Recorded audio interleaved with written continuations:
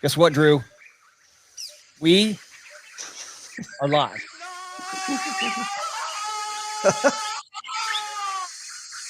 Ladies and gentlemen, may I direct your attention to something quite extraordinary? You are listening to Kayak Adventure Series. Kayak Adventure Series. This is where you choose your own adventure. You want to be offshore, be shallow, you want to go over the creek, You want to have a kayak that is sophisticated, or a kayak that is simple. you get to choose your own adventure. Oh, looky there. That's a micro bag. Hey, I saw you in the wild, but you're going to be at the theater tonight. I like it. You brought the family. This is going to be wild. Hey, this adventure is going to be amazing.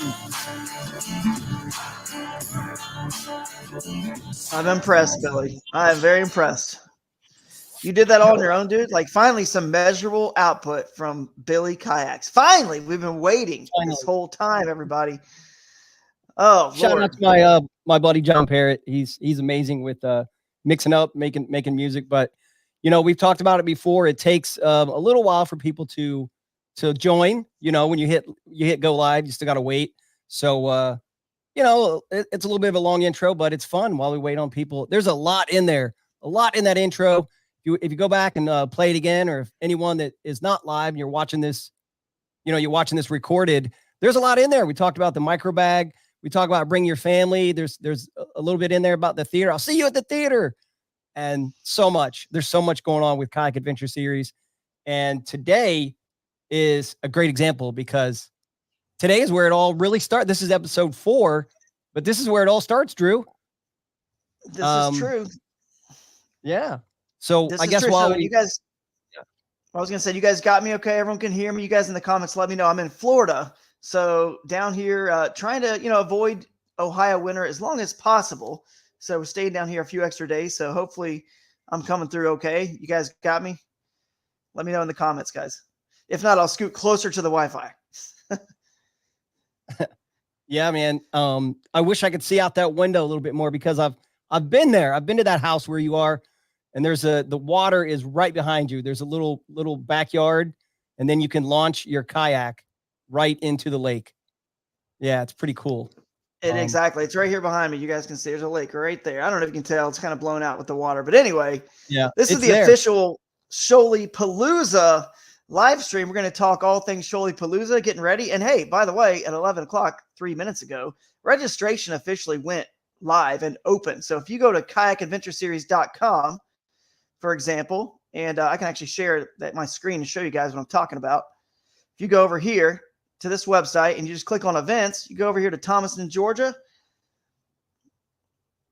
Our good friends at Real Tournament Management, Amanda Brandon, have helped us out here. You guys got it. You can see my internet is a little slow, but it's working. You guys can go over here and scroll down. You can read all about it. You can scroll all the way down and go to the register buttons. Should all be live now for all of the events, except for the State Kayak Anglers joint event. I don't believe they have theirs live yet, but yeah, you guys can get in there and start registering. I think we got a little surprise from the first angler who actually registers, which we could be checking that. We should check it. Somebody could have already registered. We have a special surprise from our friends at Dark Horse Tackle. Check this out. Watch this video, guys. First person that registers is going to win this right here.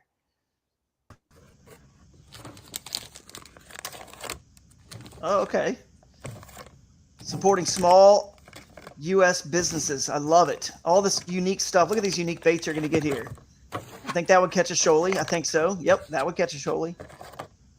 I'll be honest with you. You can catch a shoalie on about anything, if I'm being straight up. They're, especially in May when we're going there, they're a very easy fish to catch at that time of year. Dark Horse Tackle Box. Look at that.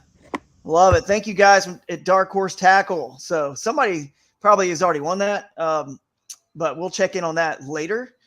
But what else do we have? What is this? What is this? News and notes? What are we doing first? I guess we're in the news and notes segment, right? Oh yeah, I guess we are in the news and notes. You gotta love going live. I wanted to remind everyone while I look for that banner. I want to remind everyone to subscribe to the YouTube channel and subscribe to us or like us on Facebook. I think it's important that we want to make sure that we have one place for everyone to go, especially with these live events. We want to make sure everyone knows. So Kayak Adventure Series on YouTube, and make sure you give us a follow, and we keep all these comments in one place. Absolutely. Absolutely. And also, speaking of, because here's why I want to mention this. It's important because eventually we're streaming right now from multiple platforms. My Drew Gregory fishing page, my Drew Gregory personal page, the Kayak Adventure Series YouTube, my YouTube. It's lots of different places. And we want to eventually consolidate that because your comments, although we see all the comments over here, we get every comment from every direction, every place you guys are viewing. I'm not sure about Instagram, but all the rest, we get your comments. But wouldn't it be nice to have all the comments on one just YouTube thread eventually if we go to YouTube for this video? So we want to make sure you guys don't miss that stuff. And then the other, we don't have much here, guys. We're going to get right into it. So we don't have much other than to say, let's see. I think that might be it, man. I mean, just that was basically the news and notes we had. Just the registration is live, and you guys can go in there and get registered for just Shoaliepalooza, not any other events. Those will all go live, starting today. Obviously, once a week we have this live stream at 11. So next week at 11, you'll be able to register for Wild Whitehall in Michigan, and then obviously after that, it's Ozarkana, Poplar Bluff, Missouri, and after that, we'll just keep going to all the events week by week here. Should be a lot of fun. So let's get into our list of guests because we're going to kind of go over Shoaliepalooza and all the people that are going to kind of be there and be a part of it and that help make this thing great and make it really cool.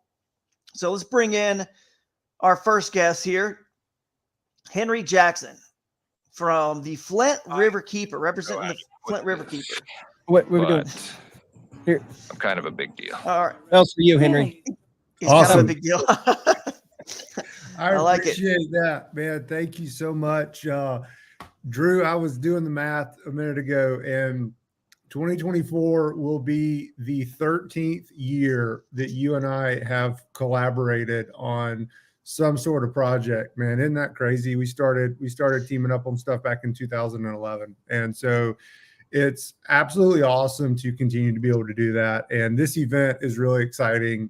So I am the Director of Outreach and Development at Flint River Keeper now. And our mission is to protect and restore the habitat, water quality, and flow of the Flint River for the benefit of current and future generations and dependent wildlife such as the shoal bass. And we take shoal bass very seriously at Flint River Keeper, and it's just a major part of everything we do, whether it's protecting people's right to fish for shoal bass, which is currently under attack, or it's making sure that there's enough flow in the river for the fish, or that there's not dams being built because they are extremely habitat dependent. They have to have a very specific habitat. And so we're constantly working on things that protect the shoal bass and improve the fishery. And Shoaliepalooza is just such an awesome event. And, everything you've done to support our work through the Kayak and all the other things that you've done with events that you've put together and all that, man, we really appreciate it. We're super happy to be a part of Shoaliepalooza. We can't wait for all of these great anglers to come and visit. Man, Thomaston, Georgia, it's such a cool little town, and it's right in the fall line, which is like the geographic separation between the Piedmont and the coastal plain regions, where you've got these amazing shoals, and you've got flowing water, you've got bluffs and ridges, and man, people will be blown away that this type of landscape exists in middle Georgia. It's mind-blowing. It's just a really cool place. We love it, man. Thank you so much for doing this. We're super excited. Yeah, it really is, man. One of the coolest places. That Flint River is incredibly beautiful. And there's a story. They were going to dam that river up to make, Atlanta's in a weird spot. There's not a lot of, it's the city's so big, there just needs more water and resources and power. And they said, well, what other rivers can we dam up? And they, what is it? Jimmy Carter, I believe, right? Is that right, Henry? So we're down. You tell the story. We're in the middle of producing a documentary on this story. So I'm kind of up to date on this for once.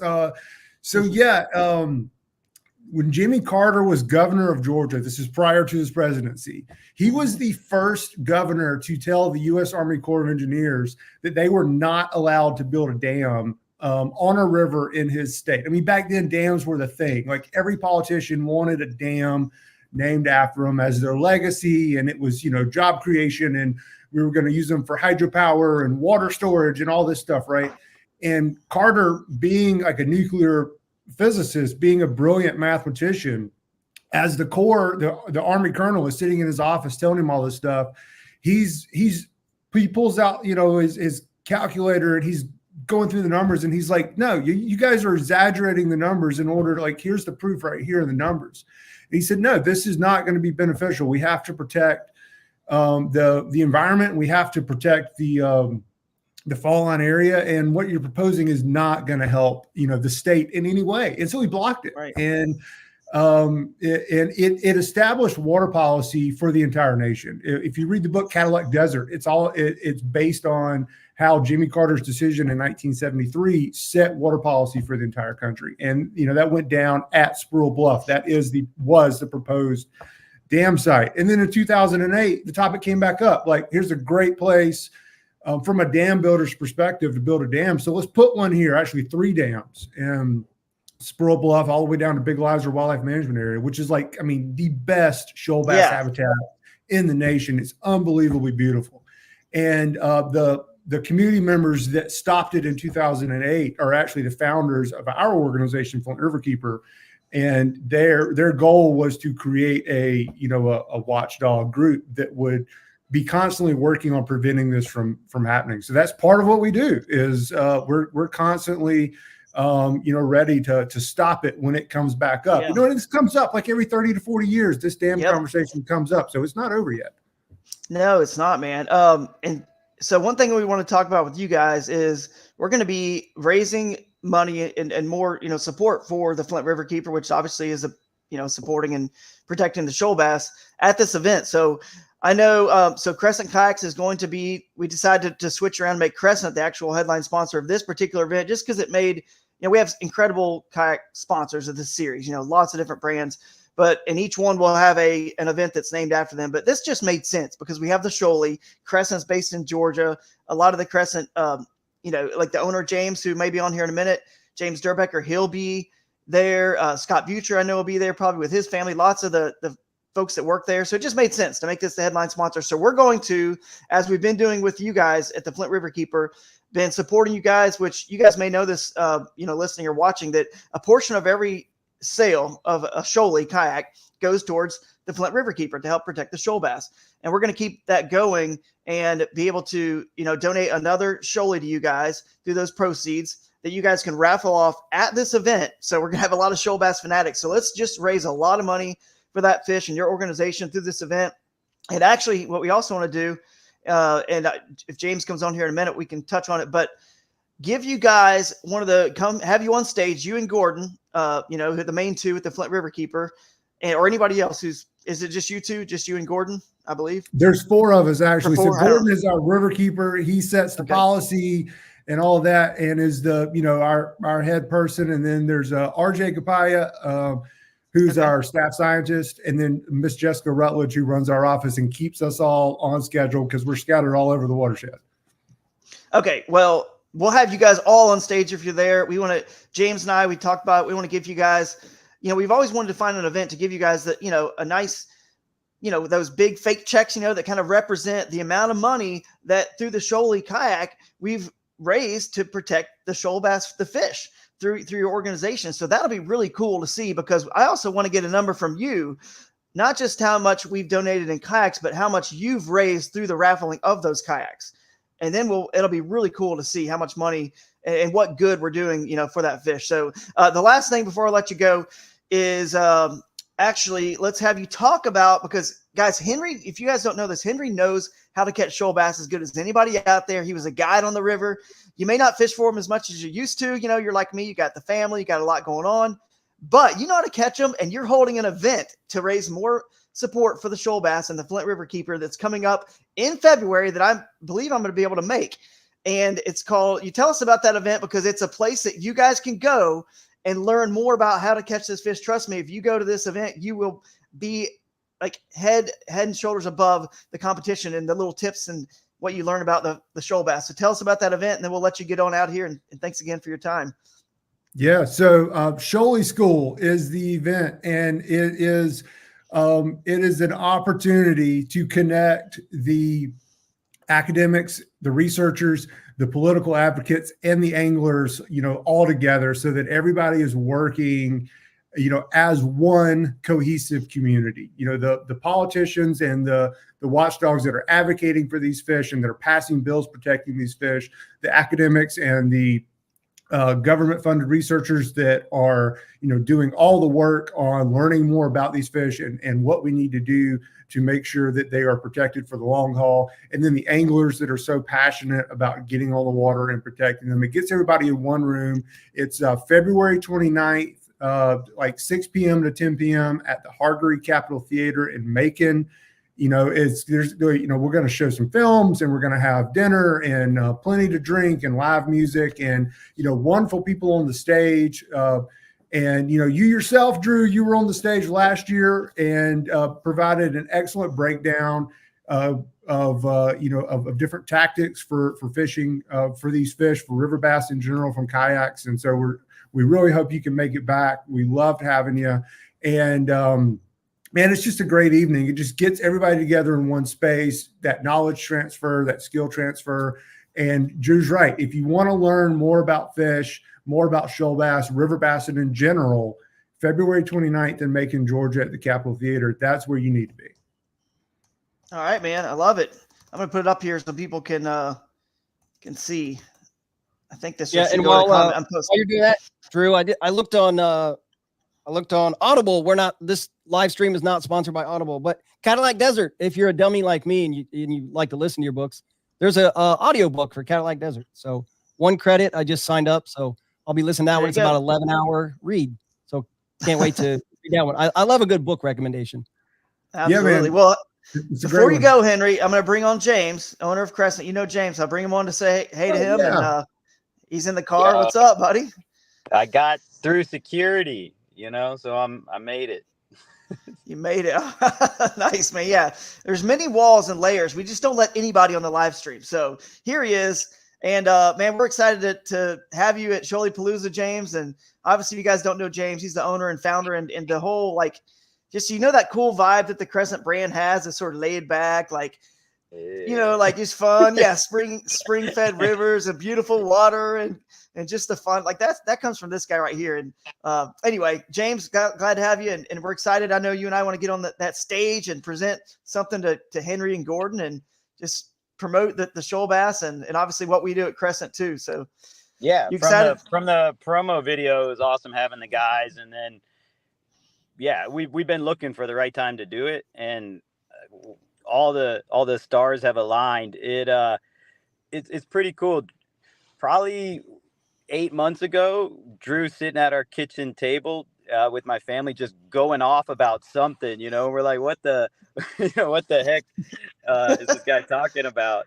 And it's been really cool. We're really proud of what Drew's put together. We just thought he's going off, and to see this thing really coming together, and the theaters and the family element and all that, and then tying in, awesome organizations, and we're just super proud of how this thing's developing, and love the associations we get to be a part of. All the guys from the shop are going to come down. I'm definitely gonna come down myself. We'll have a bunch of kayaks to paddle, and just want to, in the spirit of what you're trying to create, right, Drew? Just hang out and build community and fellowship, and get that big checkout for sure.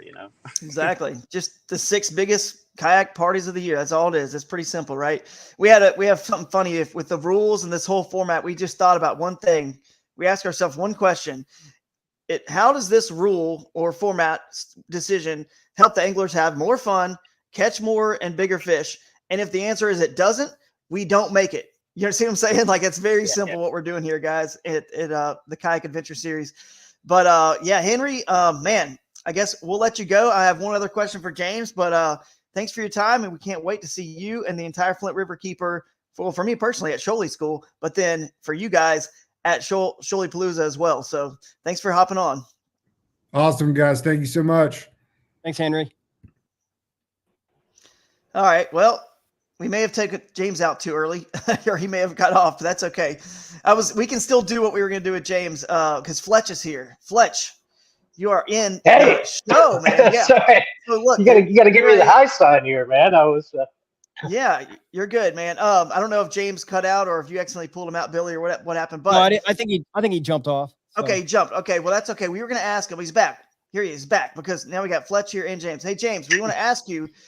People are asking. I think you can pull up the news or the Have You Heard, Billy? You pull up the Have You Heard. Oh yeah. You know what I've been getting asked about lately with Crescent? It's the K craft. People want to know: are you going to have some K crafts there? They're excited about that new the new drop of that new boat that we've come out with at Crescent. It's an awesome design by you. People are loving the versatility. So tell us real quickly about that so people can hear about it. Yeah, we did a kayak paddleboard hybrid with the Sup Plus like 5 years ago, and kind of took 5 years of feedback from our time on it and the community. And we felt like if we would have just came back out and called it a kayak paddleboard hybrid or created that again, we weren't kind of pushing forward. So pretty cool. We were able to trademark and I think create the class of essentially a paddle skiff. It's going to be the most paddle focused platform that you can power. And I think the 2 or 3 really cool things about it is, man, look at that website, guys, go check it out. Oh yeah. It's, you know, intended to be standing power. I think that's super unique to it.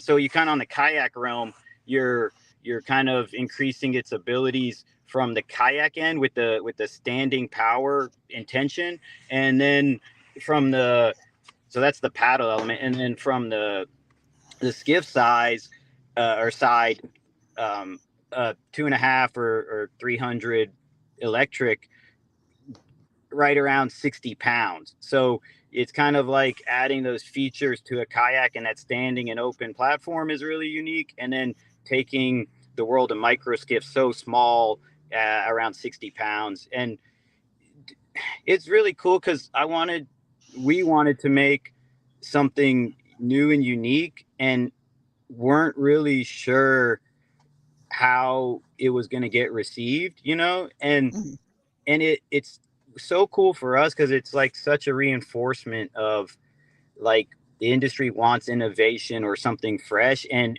people, if we display it and explain it right, will get it. So we just made it purely off of, we thought it was cool and exciting and fun and thought it should exist.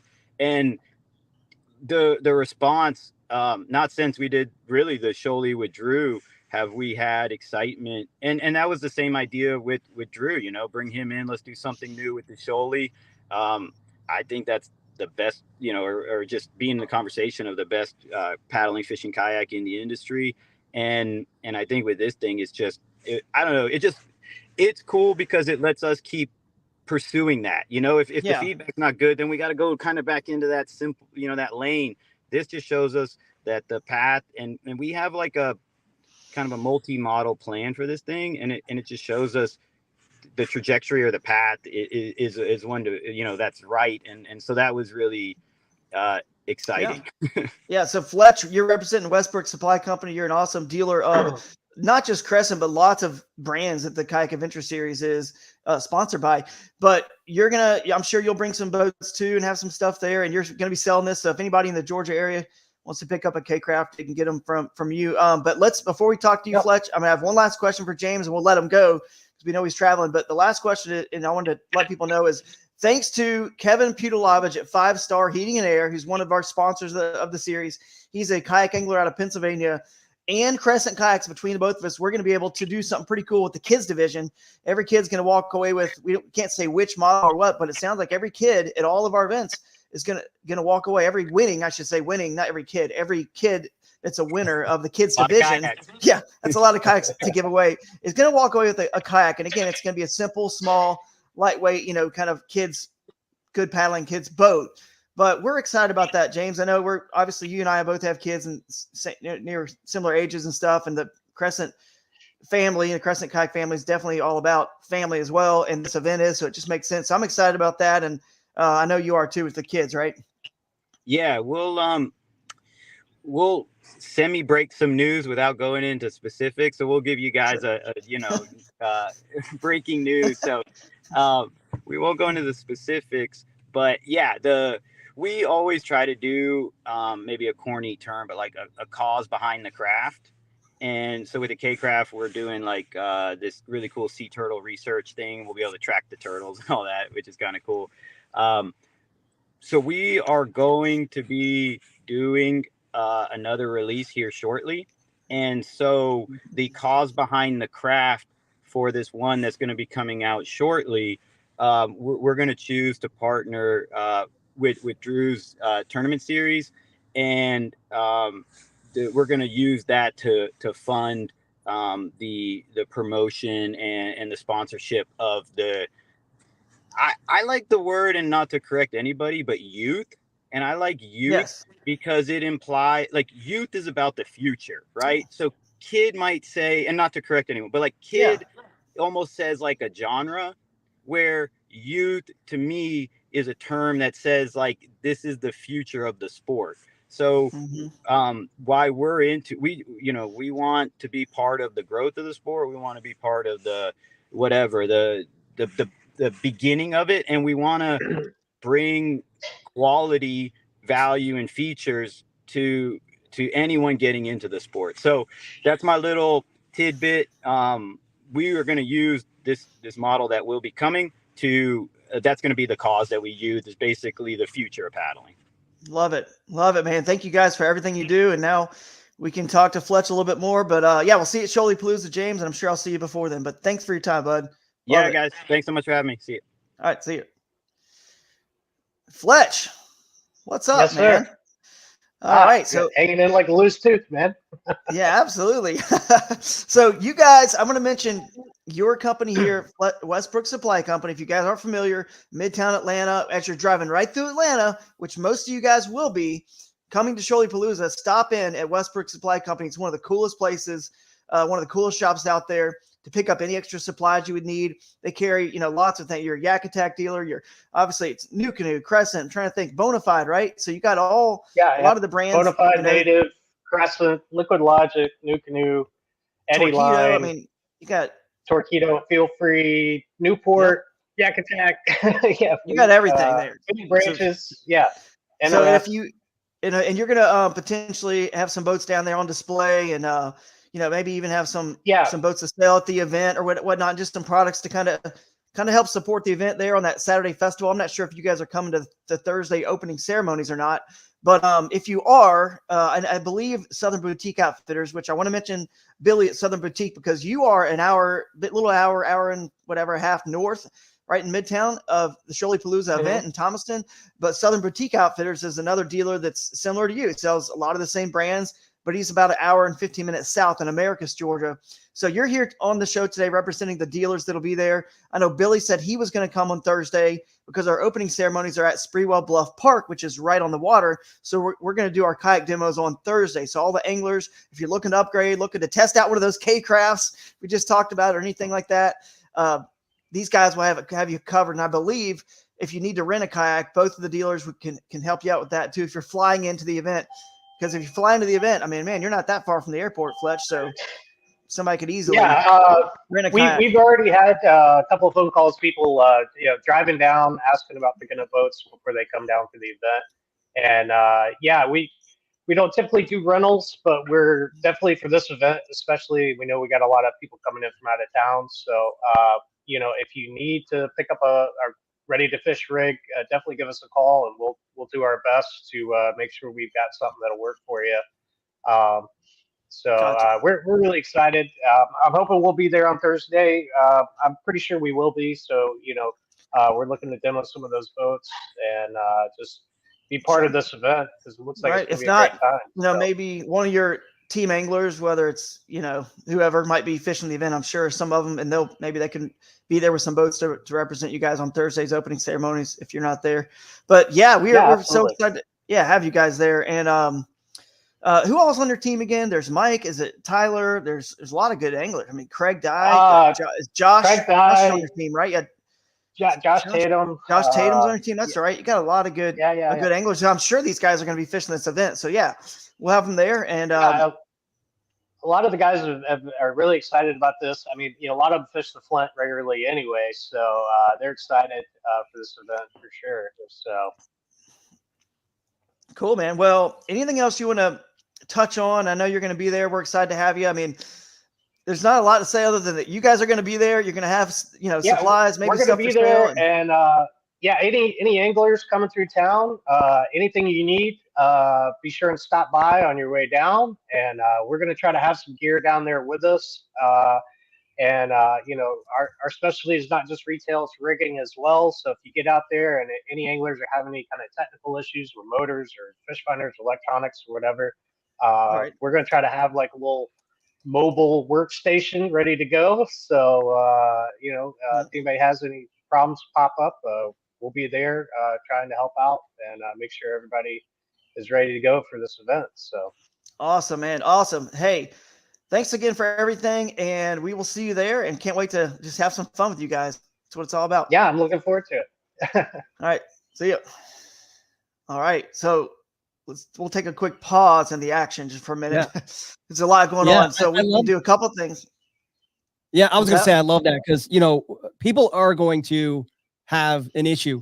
You travel, across the country, you travel hours, you're going to forget something, you're going to break something's going to fly out of your truck or whatever. It's pretty cool to know that there's going to be someone there that can help you get back on the water. So I love that. Absolutely, man. I wanted to give you an update. We have people registered. Again, register, guys. Today is the opening day, so if you want to register, go ahead. I don't know. I'll have to confirm this, guys. I'm going to have to confirm this. But if you look, I can share my screen. You guys can see this. Share screen here. Turn DX, you go to Turn DX, you can see. So far in the individual division, we got 7 folks registered. Obviously, we have a long time to register. It just opened. You have all the way up into the event, by the way. The first 100 anglers will get a $100 prize bag from our sponsors' products. So $100 worth of product from our sponsors. And this says Chad Crow's number 1. I have to confirm with Dwayne at Turn DX if whoever shows up number 1, it actually was the first one to register. If Chad was the first to register, you will get that Dark Horse tackle box, Chad. So, but stay tuned for that. I'm not sure. We'll have to confirm that. But I'm excited to see some people. There's already a person entered in the side pot tournament as well. So let me stop sharing this screen here. But you guys, you can enter right now for the side pot tournament. So let's just go over what the tournaments are real quick. So for the weekend, so no one's confused. So, and actually I will share my screen again. That would probably just make sense. I'll go to here. All right, guys, follow along. If you're entering Shoaliepalooza, go over here to the website, kayakadventureseries.com. Click on the Thomaston, Georgia for Shoaliepalooza, and you can click register the individual angler division. It's $150 per angler. Click on that button there. It takes you to the registration. And you have to register separately for all of these because we realize that not everyone would want to enter all of them. So we didn't make it a big bundle. And I know that's kind of maybe that's a pain. You got to register for 2 or 3 things, but it keeps the leaderboard separate. It keeps everyone, gives them the ability to choose what they want. The second option you have is the X2 team division presented by X2 Power, and which is kind of a foreshadowing to one of our next guests. But you can click register here, and that's also $150. But obviously that's split between your partner, your 2-man. Obviously it's a 2-man team, so $75 a person. You can also enter the Z-Man Micro Finesse Micro Bag division, which is the 5 smallest bass, and just click this button here, and 5 smallest bass, and that is a minimum of 5 inches. If you want to learn more about any of these divisions, you just click on the Learn More button. It takes you to, whoops, that's the wrong link. Sorry, we got to fix that link. All right, let's try another one here. Okay, here we go. This one's right. This one was linked properly to the Kayak Adventure Series divisions. You can read more about them right here, and what the kind of the brief rules of those are. So now we'll go back to go back to the registrations. And like we said earlier, Crescent Kids, and we use the word kids. James is right. Youth is a better term. We use Crescent Kids because it had a little bit of alliteration, but hey, we could even change that. We'll see. The Crescent Kids by 5 Star Heating and Air. Again, thanks to those guys for their support to help make sure every youth gets a kayak who wins that division. And then you can click register. Now, when you click register on that, I will let you guys know it'll take you to a page where you have to fill out a form. Your parent or guardian will have to fill out a form and submit that to. It goes to Real Tournament Management, Amanda Brandon, and she will give you the code to make that $75 for you and ensure that you fill it all out properly. And because we want to make sure that the youth have those forms filled out from their parent or guardian.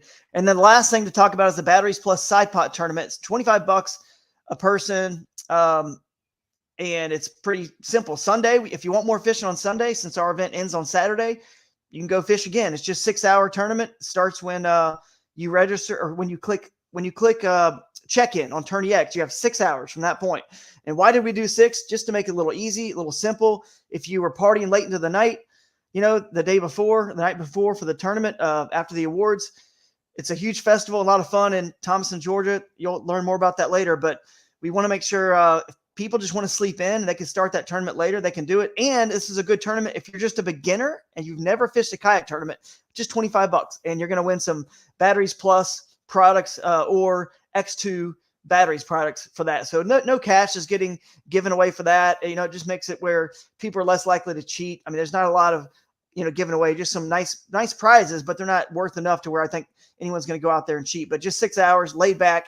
If you want to practice a tournament, if you've never done one, that's a good time to be a part of it. So come for the whole fun for the weekend. If meet some celebrities and people that you follow on social media, and then just hop in that Sunday side pot tournament. Just have a little extra fun.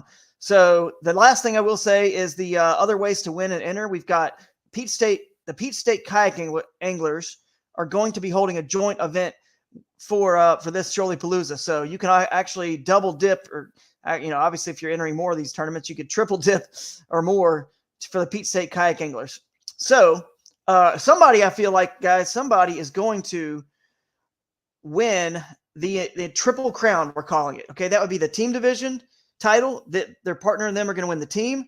They're going to win the individual, and somebody's going to potentially win. It sounds crazy, but the micro bag on top of it. Like, how in the world could you catch the 5 smallest fish, the same tournament you won the 5 biggest? But someone's going to do it. Can't wait to see that happen. We'll have some big prize, big award for that. But so speaking of, we'll bring our next guest now. Speaking of next several guests, but speaking of Batteries Plus, Dylan Lowry is a fellow sponsored angler with myself at X2 and Batteries Plus. And what's up, man? You're a Peach State Kayak Anglers. That's why we brought you on as well, to talk about the Peach State Kayak Anglers joint event. And what's going on, bud? Not a whole lot, man. Just getting ready for this upcoming season. Getting all my stuff rigged up. I'm excited for this one. Well, is that hang on, Dylan? You're Yeah, kind I of think your breaking up. audio's breaking up a little bit. Say something again. Check it. Yeah, check that mic. Something's up with that. We can also bring on Luis if you want to get that figured out for a second, because he's also a Peach State Kayak Angler. Hey, what's going on, guys? And Dylan, you just say something. We'll check your audio. It was just breaking up. No, hey, Luis, what's up, bud? Nothing much, man. How you guys doing? Doing good, man. So you're an avid shoal bass angler in Georgia. It's why we wanted to have you on. You're a, content creator, social media kind of influencer guy, whatever you want to term it. North Georgia fisherman. So you guys go check out Luis over there. And hey, I mean, you're also a Peach State Kayak Angler. You fish those events, and we're having a joint event, which is with Peach State. So we're pretty excited about that, because I mean, you guys get good turnouts as it is. So if you think about it, if it's $150 for the individual division and then $150 for team, split between the two, if somebody were to win or cash checks in either one of those divisions, plus double dip or whatever you want to call it, triple dip with the Peach State Kayak Anglers event, I mean, I think you guys, what's your average attendance usually? Do you know? Usually it really depends. I think is Dylan trying to speak? He's just he's trying to. Let's unmute him. He's muted. Let's try to unmute and see if he's working now. Okay, yeah, I think I tried to see his him. mic will not unmute because they chose to mute themselves. Oh, you have to unmute yourself, Dylan. I think there's a button you can hit there and try your mic again. But yeah, you guys get a good turnout though. Let's see if he's working now. Can y'all hear me? You're on. Yes. There we go. Yeah. Okay. All right. Cool. So how many people do you guys usually get at an event at Peach State? I mean, pretty good turnouts, right? Oh yeah. Yeah. We normally get 40 to 70 people, if not more, depending on if we run a joint event. Mm-hmm. So, I mean, the Kayak Adventure Series, we're hoping to have a couple hundred. So at $150 a pop for a couple hundred, plus, you pop into that Peach State Kayak Angler event, plus someone does well in the team division. I mean, people are going to walk away from these events with, 5 figures. Someone's going to walk away with 5 figures. That's pretty cool. And we're also going to, pay down the top 10%. And there's that micro bag division too. So a lot of money, in which, by the way, we will mention this again on this show. You will get your checks right when you walk off the stage. And that's pretty cool. We're going to hand you a check right when you walk off stage. It'll be post-dated for that Monday. You can't cash it that late in the day anyway on Saturday and Sunday. Obviously, banks are closed. So Monday, you'll be able to cash them, but you get your check right off the stage. So someone's going to, I think, Dylan and Luis, don't you think you're going to get like a lot of people from the Shoaliepalooza that aren't local entering the event with you guys? We're going to have like 100, 150 people on that Peach State event. Yeah, it's going to be a great event, man. There's if you're not from this area around here, for other people outside of the state or maybe other regions, there's so much like I guess for me, since I've only been chasing shoal bass for like 2.5 years now, there's like so much mystery behind it and so much intrigue behind it. Like you hear there's some of the meanest fish on the water. They're beautiful to catch. We've got some tremendous sizes available. So I'm definitely thinking that it's going to attract a great amount of people. Yeah. I see that comment. I'm laughing at the comment. Dylan can sometimes catch fish, they say. Sometimes. Yeah, then catch they link, fish. I think they link to his profile. So yeah, they link to they link to standings. Yeah, tell us about that. Link to some standings at a tournament you fished, I guess. Yeah. Well, I hope they're not 2023 standings. Don't look at those. I had a bad year last year. But no, man, it'll be hammer time for this Shoaliepalooza tournament. I'm really looking forward to it. I took my best friend on the Flint last year. I think it's a weekend before you're having yours. And I caught 5 98-inch limits in like a 4-mile stretch of river. So it's going to be lights out. It'll be a good one. And a lot of people are going to get the fish of a lifetime.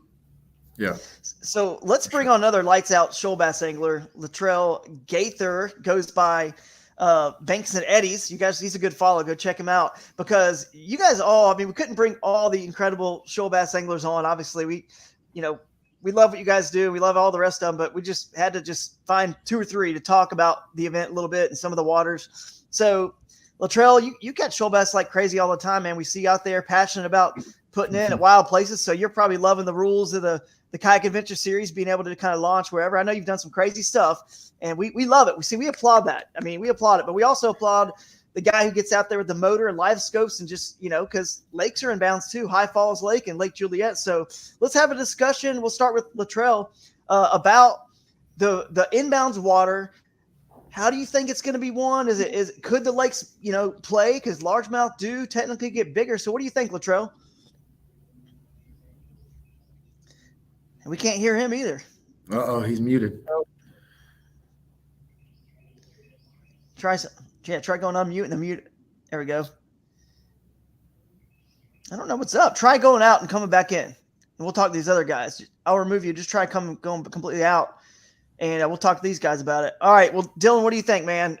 The boundary waters, you've seen them, all the lakes and rivers and bounds, because it's not just the Flint. It's the Ocmulgee, it's the Chattahoochee, and the lakes that are in bounds. So, and all the rivers and all the creeks and tributaries that flow into those. So what do you guys think?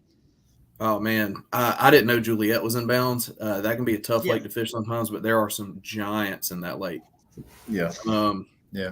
Everybody that knows me knows I'll be on the Ocmulgee. That's my, that river has my heart. I've caught so many big shoal bass there, man. It's kind of hard for me to go anywhere else, but it can be one anywhere. High Falls has some big fish. I don't know, man. I like the way this is set up. This is going to be a fun tournament. It is going to be fun. And it's May. So the fish in the lakes are going to be on the bank too. They're still going to be wrapping up a spawn, like post spawn. And we go by length. So who really cares if they're fat or they spawned out? It doesn't matter. The spider lilies are going to be in bloom in the rivers, pretty much in bloom at that point. So that's a unique, rare flower and that gets tall. It grows out in the middle of the rivers. So in those lakes, I want to touch on Juliet. It's clear, guys. So this is if you're a clear water angler. The water is pumped in from the Ocmulgee River, so there's not a true giant creek or tributary that flows into it, so it doesn't really get stained because the water's just getting pumped in from the Ocmulgee River, and then they use it to cool the towers. So we'll try bringing Latrel back in, see if we can hear him now. We got you, bud. Yeah, can y'all hear me? Yes. All We got you. right, what's going on, guys? Not too much, man. So tell us what you think about the format with the water that's in bounds and the fact that we can, because we have so much water in bounds, it's actually a positive because you can handle 200 or 300 people, 400 people, it doesn't matter. You can still find a place to be alone with that much water in bounds and lakes and rivers. So we lost you now. We lost you, but maybe you'll come back. You were working with those AirPods, I think. You just keep trying. We'll keep you unmuted. You keep trying, and when we hear you, we'll get back to you. But we'll see. All right, Luis, what do you think, man? The water that's in play. I mean, I'm going to agree with Dylan. For me, the Ocmulgee, I'd say the same thing. I mean, I love that river.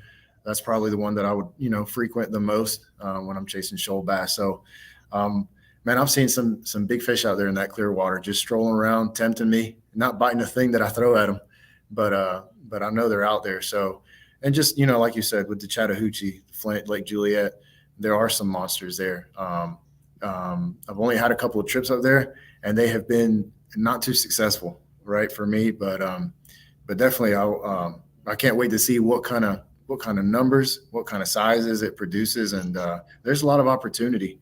So for some mega bags, Absolutely. So speaking of mega bags, what do you guys think it's going to take to win? You guys think we're going to hit triple digits? Oh, for sure. Yeah. Somebody. I think, someone's going to have a great day. Definitely. For sure. I don't know, upper 90s for sure. I mean, I think for sure.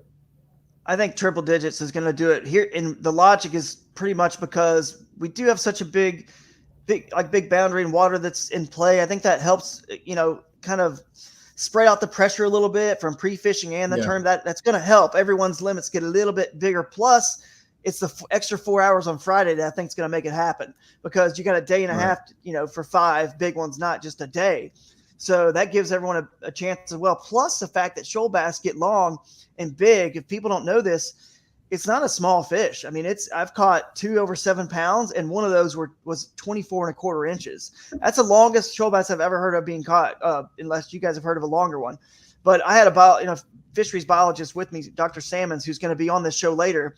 He was with me to take the length and girth measurement. So I've got witnesses that it was 24.25. Not making it up. It was, and we can pull that picture up. I should have, put that picture here to show, but we'll show it. I'm sure it's on our Instagram. We'll throw it up there at some point. It was a long time ago, but anyway, shoal bass can be won with shoal bass 100%. It really can. But it can also be one with largemouth in those lakes, or Alabama bass that are prevalent in a little bit more in the hooch side and the Ocmulgee now. Not so much the Flint. I believe the Flint actually has someone dumped in the wrong. I say wrong, the smaller version of the spotted bass, Alabama bass, whatever you want to call them. They're actually spotted bass, I believe, because I just never heard of any big Alabamas coming out of the Flint. It's mostly shoal bass. They've kind of held their own in the Flint, which is awesome. So if you're looking to catch a shoal bass, for sure, guys, and you're new, during pre-fishing, this is a bucket list fish. I would go fish the Flint. It's got the higher numbers of shoal bass, and you're most likely going to catch a shoal bass there. And obviously focus on, the areas with rock and current. That's, they're not called shoal bass for nothing. So, but yeah, 100 inches for sure. We'll try Latrel one more time. Let's see if he said he had no sound, but all right, see if he's working now. There you go. We got you now. All right, let's go. Let's go.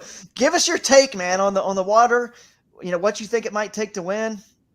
Man, I'm thinking it's going to take about 98, 99 inches to win it. If you're catching all shoal bass, we're talking about all shoal bass limit. It's going to be like 98, 99 inches. All right, we're gonna have to write it down somewhere. We're gonna have to do a betting game for every tournament. I want to do like a betting bet, man. Yes, a side bet. Everyone guesses. All the anglers guess it, and then they get a prize. Whoever's the closest, because I feel like it's gonna hit 100. I feel it for sure. I mean, 20-inch shoal bass are that time of year. 20-inch shoal bass are, if you know what you're doing, you're going to catch, 2 or 3 in a day and a half of fishing. You're going to get 2 or 3 if you know what you're doing.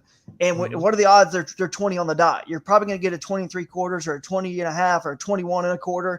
And that's going to give you a buffer for when you catch a 19 and a half or 19 1/4, and you're going to equate to 100. But Latrel, you're right there. You're saying 90, 98, 99. So I'm excited. But what do you guys think about the smaller creeks and rivers, and just talk about that. Let's talk about those first, and then we'll move into even talking about, the Chattahoochee a little bit. Let's cover just everything real quick, I guess. What do you think about any smaller creeks and rivers and tributaries besides the big 3? I mean, the way the rules are written, you can go up any of those as long as they're connected to our 5 core bodies of water, if you count the 2 lakes. Anybody fish the tribs? Could they play? What's the southern boundary on the Hooch? The southern boundary is the Blanton Creek boat ramp. So that's the northern part of Lake Harding. Yeah. So you can technically there's 3 lakes and bounds, because you're actually in the lake at that access. And of course, the way our rules are written, you can launch there. It's the southernmost launch boundary, and you can go fish Lake Harding if you know that lake. That could be sneaky too if you're a lake angler, to go somewhere that really, but you have to obviously launch from that launch. Yeah. But yeah, I think the tributaries could play. You never know. There's some big ones that in those. I play well in the tribs, so I won't speak much about those if you catch my drift. so it could be worth exploring. All right, yeah, we don't want to give away too much. I know you guys are fishing the event, so for sure. All right, well, tributaries could play. I like it. So one of the things that I really think about that time of year, the shoal bass, they're going on bed, so they're going to be on the rocks. They're going to be in the shoals. They will be harder to catch. So, if you're out there and you're struggling, slow down, take your time. Make sure you got some of those key baits. And if you don't know what the key baits are, start looking at some of our social media pages. We're gonna pump some of that out for you. Oh yeah, definitely follow these 3 guys for sure. They're not going to give away all the juice, but they definitely have given away enough to help lead you in the right direction. So what I love about the shoal bass is they have a mouth the size of, it's a little bit bigger even than a Alabama bass, So like in between a largemouth and a Alabama, and so they can eat big baits. And you'll notice a lot of big baits that you guys have thrown. I've caught. They like the glide baits, man. They do, man. They love a glide bait. Glide baits. Yeah. Big swim baits. They eat big top waters. I mean, it's just what we love about that fish. One thing that's going to be interesting is the weather for this event, because the May is a little bit dicey. I mean, if we get rain, just so everyone knows that the Chattahoochee is a little bit clear in general because it's coming out from below Lake West Point. Damn, that's a big lake. So the sediment settles. So the Hooch generally is clear. We're giving you guys a little bit of, little tips here. The Hooch is a little bit clear. The Flint is a little bit more stained. It's just a natural free flowing. There's no dams above the entire thing, all the way from, it starts below the Atlanta airport. And so whatever happens in the creeks and it floods, and of course, Georgia clay, right? It's going to be murky, murkier in the Flint.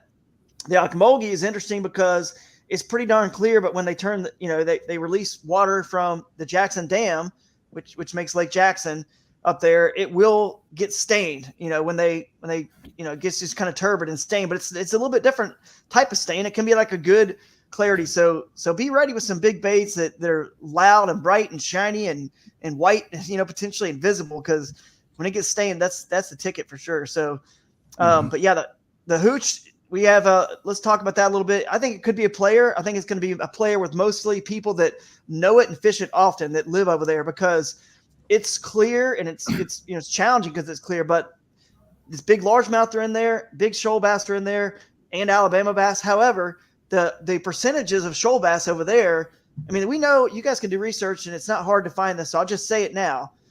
The record was caught over there, state record. So, I mean, in terms of the top end size, I mean, Chattahoochee is a winner for sure. It's a healthy fishery, but it's clear, it's more challenging. So you guys, I feel like it could be one from over there. Don't you guys agree? I feel like it could be one from any of these rivers and tributaries or lakes. You guys got any insights on the Hooch, or ever fished over there much? Oh man, I fished over there for years and years when I lived in Columbus. My length PB actually came from the hooch. It was Yep. 23 on the dot back when the hog trough days just got prominent. And, yeah, I have to dig back on my iPhone 4 to find that fish, but the hooch is definitely going to be a player, man. That section below West Point's really good too. Not so much for shoal bass, but there's some giants out through there. Giants. And somebody's going to catch your PB spot in this tournament too. Absolutely. And somebody, if you I'm going to warn you guys right now, if you fish the Chattahoochee and you're not from this area, someone will catch a giant striped bass or hybrid that time of year. I mean, beware. They are stacked up in that river in those areas. So someone is going to catch a big one. All right. So that kind of covers. If you know where like the big shoal bass congregate on the Chattahoochee, you can do your homework and figure it out. But if you're a new angler, I would say kind of be careful in that area. It can be trouble to navigate. Mm-hmm. Make sure you know how to read the river flows and look at gauges before you go. You know, we can have new anglers in this tournament. So, you know, if you're don't know much about, looking at river gauges, and when that rain comes in May, you may want to reach out and talk to some guys and just make sure you're not putting yourself in harm's way. That's right. That's right. For sure. And there are some dams over there you got to be careful of. And those dams create little lake sections. So if you are kind of more like a lake angler, there's some safe water above the dams. Of course, be careful. Don't get too close to those dams. They're just spillway dams. They flow right over. So, all right, cool. So we've talked a little bit about the Flint. The Flint's got the numbers. It's got giants in it. It's super healthy right now. That's going to be, it could be one from there. We talked about, you guys have mentioned the Ogmulgee, how much you guys love the Ogmulgee. Again, you got to be aware of the gauges there. The lakes are definitely the, a big just question mark. Who knows? I mean, some real good lake anglers find the right fish spawning. Clearwater, Lake Juliet, still protecting fry that time of year. Could easily happen there. Any other thoughts or comments on like the fishery or the rules? I mean, what do you guys think about the rules? We haven't really touched on that before we let you guys go. I mean, the rules being able to, with motors being in play and being able to be used in this event, but then at the same time, kind of like balancing that out with letting people access from wherever, is public. So that could mean anything inside of a bridge, a wildlife management area, wherever you can publicly get to the water. I think it kind of levels that playing field out, and it really promotes the diversity of kayaks and kayak fishing. Yeah. That's what this series is all about. Just highlighting everybody's and realizing it should all be applauded and accepted and appreciated. So what do you guys think about that rule set and how that's going to sort of play? Is a motor, you think it's a big advantage in this such rocky, shallow rivers, or is it not? Or could it be just for the 4-hour window on Friday when people might just have to single access?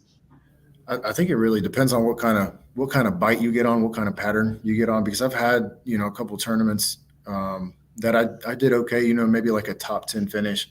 And I was without a motor, I just had the basics. I had really tried to dial down my pattern for that day.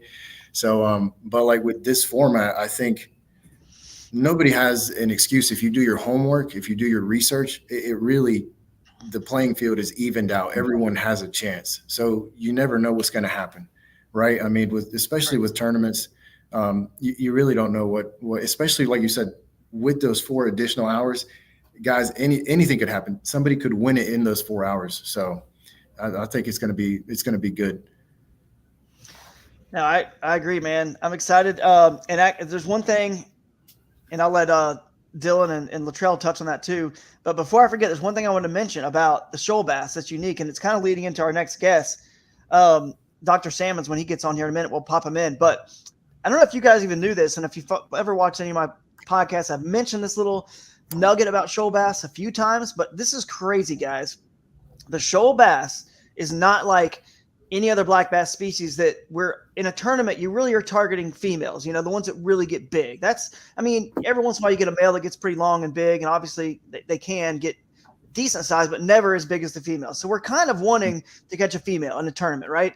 But we're looking to catch, we're targeting 25% of the population, because only 25%, half of the females, right, are big enough to really matter in a tournament. So you're really targeting like 25% of all the black bass population in the tournament, except for shoal bass. Shoal bass, the males and the females, it's called sexual dimorphism. I think that's the right term. I'll get Steve to correct me. It does not happen. The males and the females both get big. Like they both get big. And that's why when you go out there in the spring or any time of year, when you could go fish a shoal bass river, you could potentially catch like, 5, 6, 7, 8, up to like 10 of these or more, like 15 sometimes, fish that are like 18 inches and above. And you're like, my God, 17 and above, like there's a lot. Just because, you have 50% of the population, male and female, that are actually at adulthood big enough in that 17, 18 inch range and over. And other black bass species just doesn't happen. So it's pretty cool. Little tidbit about the shoal bass there. All right, Latrel, you got any comments on what we just talked about, or do you guys want to quickly touch on that team divisions and how that could kind of become a cool part of these tournaments, having that 2-man team division? Yeah, far as like motors or people just paddling, like I don't have a motor, and I put in at bridges, I take out at some difficult places, but I'm able to like catch big bags very often. My biggest bag is right at 100 inches, and it's like on a pretty much consistent. So if you don't have a motor, don't be discouraged to not join the tournament. You can drop in at places.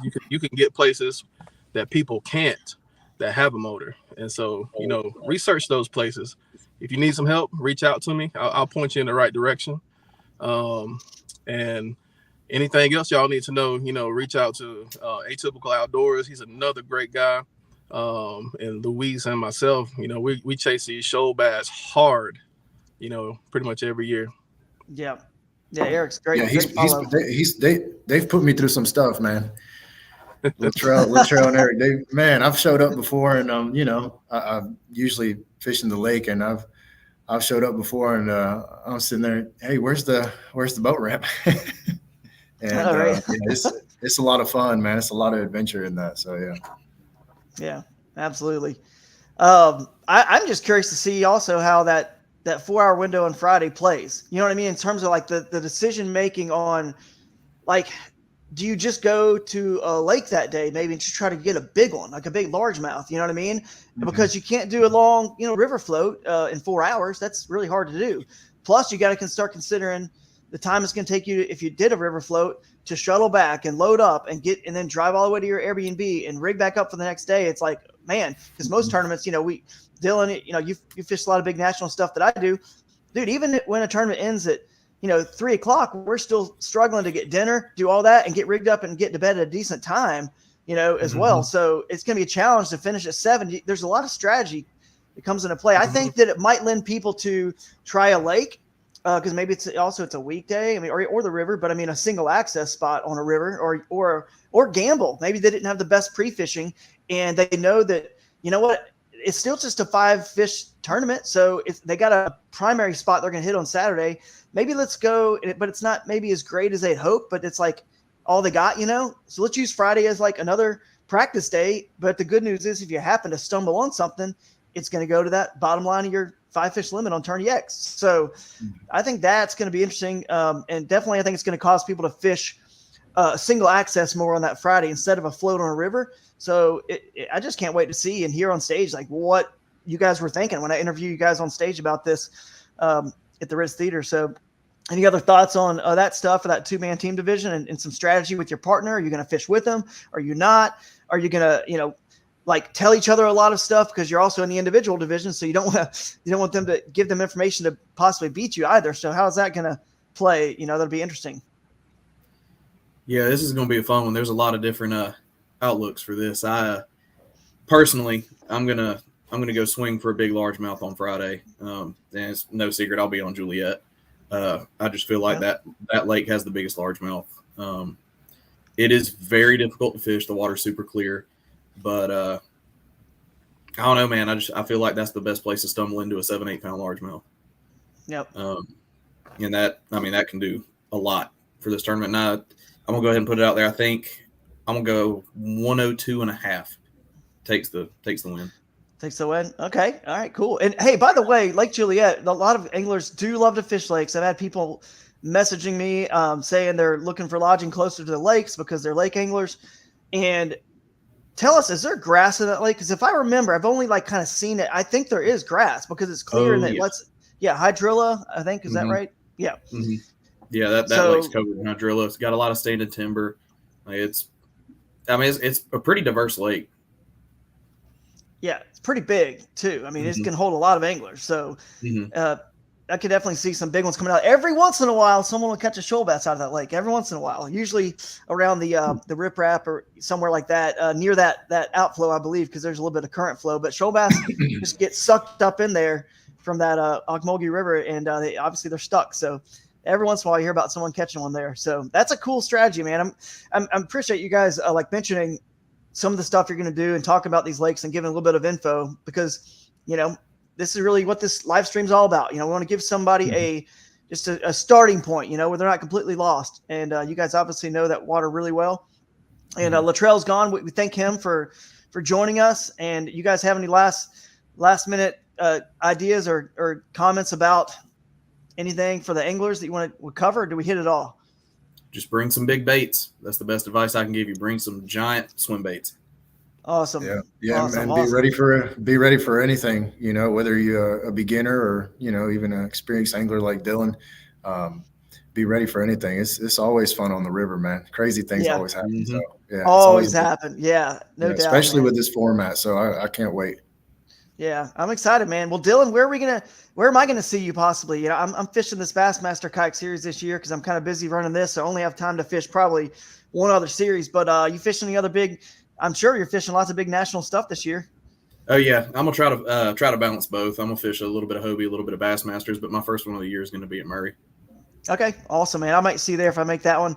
Not sure yet about it, but man, we love all those other kayak fishing tournament series, and they've got a vastly different, format and rule set. So it's kind of cool that we can kind of come in here and get a lot of people out there that maybe aren't at the level that you are, yet. And they just want to start out, learn, see how this is done a little bit, especially with you could just come and enter one of our events in that team division and spend $75 with your partner. And you don't got to spend $300 and all that. Or you could just fish the side pot tournament for $25 on Sunday, or the micro bag. We haven't even touched on the micro bag division, the smallest 5 with a minimum of 5 inches. So you guys want to talk about that or touch on it while we wait? You said micro bag. Is that my cue to start talking? Micro bag. You know what? I was thinking that if I'm gonna donate some money, and I got a lot of buddies in the same boat as me, we're gonna donate some money. We might as well fish the Kayak Adventure Series. So, and I think that's gonna be good for people like Dylan, and Luis, and knowing that I do think it's gonna be several hundred people. And when you talk about the other national trails, there is a little bit of it can be a little intimidating if you don't feel like you're at that level. You sign up, you pay a lot of money, you make that commitment to go down there, and then it can be kind of embarrassing, I guess. If I'm just being honest.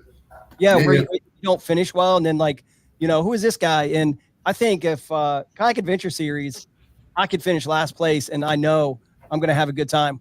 So I'm looking forward to it. And the micro bag is going to be a lot of fun. That's one of my favorite things that was added.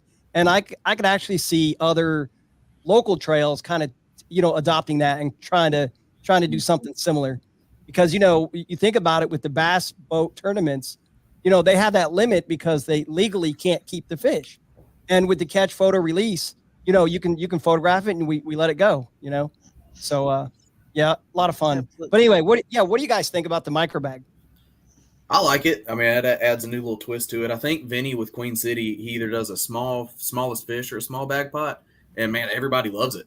I mean, it's like there's going to be a couple Z-Man baits, I believe, Drew, that'll probably come into play with that one. Absolutely, dude. That micro finesse stuff is incredible. I've said this before in live streams, but I'll tell the story again. I'd never have tried to catch the 5 smallest fish until I was doing a site visit on our Susquehanna event, Fiesta on the Susky in Towanda, Pennsylvania. I was up there with the family.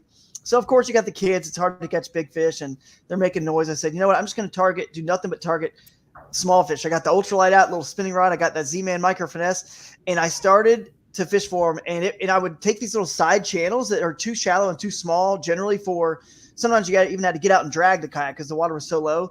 but I took some side channels, and it was like the most fun I've ever had. I mean, I'm serious. I was like just in heaven because I'm catching tons of fish and I'm getting to sight fish them. And then when I realized that the minimum of it was 5 inches, and you would see a group of little bass over there, but they're not that easy to catch. You think that little 5, 6, 7 inch bass would be easy.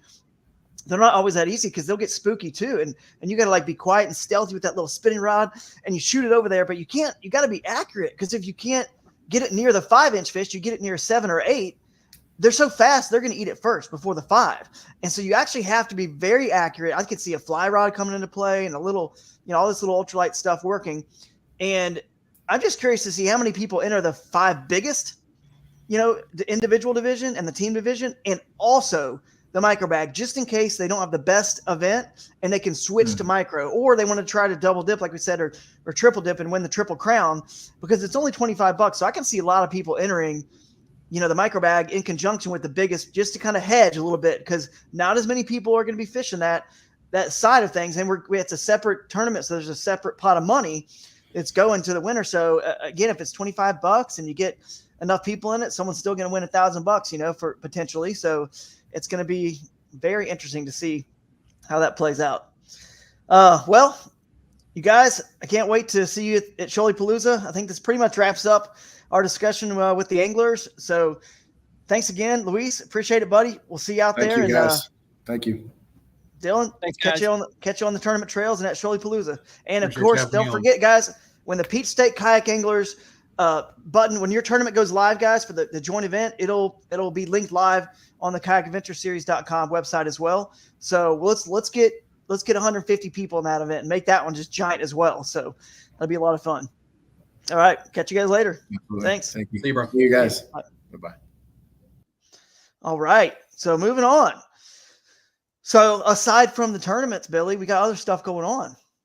And one of those things is the educational component.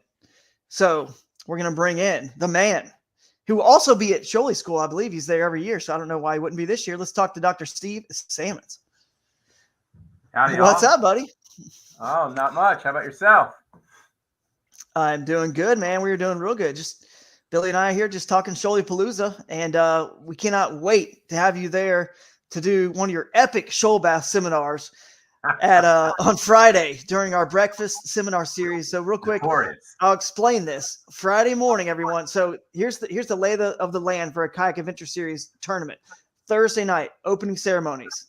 Okay, fun, food, music, games, kayak demos at Spreewell Bluff. Just a lot of fun stuff happening. Go party the night away. Go back into downtown Thomaston after that. Go stay up as late as you want and have as much fun, because you can't get on the water the next day to pre-fish. Steve, you can't do it because the tournament starts that afternoon. So that wouldn't make sense, would it? So in the meantime, as you're recovering from the night before, and the fun and the fellowship, which is just as much an equal part of this tournament series, is that fellowship and that fun and people getting to know each other and making friends that last a lifetime. So Friday, recover with breakfast. And while you're eating breakfast, and even bring some rods and reels to spool up or whatever you got to do, rig tackle, you can also listen to you. And we have a couple other seminars. I think Jeff Little and myself are going to do one. And I forget the other. I think we're going to have a panel of influencers, YouTubers, social media guys. But anyway, you're going to talk about the shoal bass. And so explain a little bit about, maybe just kind of give someone a little bit of a preview to what they can hear at Shoalie School when you speak there, or at this seminar, because it's your last chance. The tournament starts Friday at 3. So if you have any last hope of learning more about this fish and understanding them, if you haven't figured them out yet because you live in Michigan or Ohio or Pennsylvania or Arkansas, come tell us a little bit about it, Steve. Yeah, so I obviously have given a lot of talks over the years about shoal bass, either in person or also with numerous podcasts, including your own. So we'll talk a bit about the fish itself, where it lives, since they will be about to go out and look for them. Might cover a little bit. Obviously, I haven't even thought about exactly what I'm going to talk about in 3 months or 4 months or whatever the heck it is. But it seems like a good opportunity to talk about a little bit about the 3 main river basins that they're going to be fishing in, how the fish differ in those basins. Probably don't know as much about them, Okmulgee, as the 2 that are where they're native, the Chattahoochee and the Flint.